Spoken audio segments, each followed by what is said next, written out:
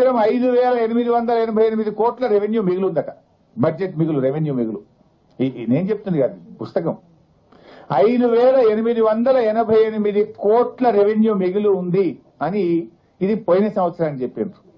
ఈ సంవత్సరం బడ్జెట్ లో ఏం చెప్తున్నారంటే 2,738 కోట్ల మిగులు బడ్జెట్ ఉంటుంది, రెవెన్యూ సర్ప్లస్ ఉంటుందని చెప్పి ఇందులో ఈ బడ్జెట్ పుస్తకంలో చెప్పారు. రేవంత్ రెడ్డి ఏమంటాడు, రాష్ట్రం దివాళా తీసింది, ఉద్యోగస్తులకు జీతాలు ఇవ్వండి, డిఏలు ఇవ్వండి, పెన్షన్ రిటైర్మెంట్ డబ్బులు ఇవ్వండి అంటే ఎక్కడా 500 కోట్లు కూడా లేవు, 500 కోట్ల క్యాపిటల్ ఎక్స్పెండిచర్ డబ్బు లేదు అని బయట ఉద్యోగస్తులు అడుగుతారేమో వాళ్లకు చెప్తాడు.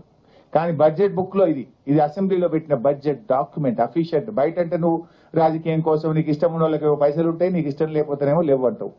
ఇందులో ఏం చెప్తున్నారు, గత సంవత్సరం రెవెన్యూ మిగులు 5,888 కోట్లు, ఈ సంవత్సరం ప్రవేశపెట్టిన బడ్జెట్ లో రెవెన్యూ మిగులు 2,738 కోట్ల మిగులు ఉంటుంది అని మీరు పెట్టిన బడ్జెట్ లో నుంచే నేను మాట్లాడుతున్నాను. మరి రెవెన్యూ సర్ప్లస్ లేట్, మరి ఇక దివాలా తీసిందంటూ నీ మైండ్ దివాలా తీసిందా, రాష్ట్రం దివాలా తీసిందా? రాష్ట్రం దివాలా తీస్తే బుక్ లో ఉండాలి కదా, మీ ఆలోచన విధానం దివాలా తీసింది.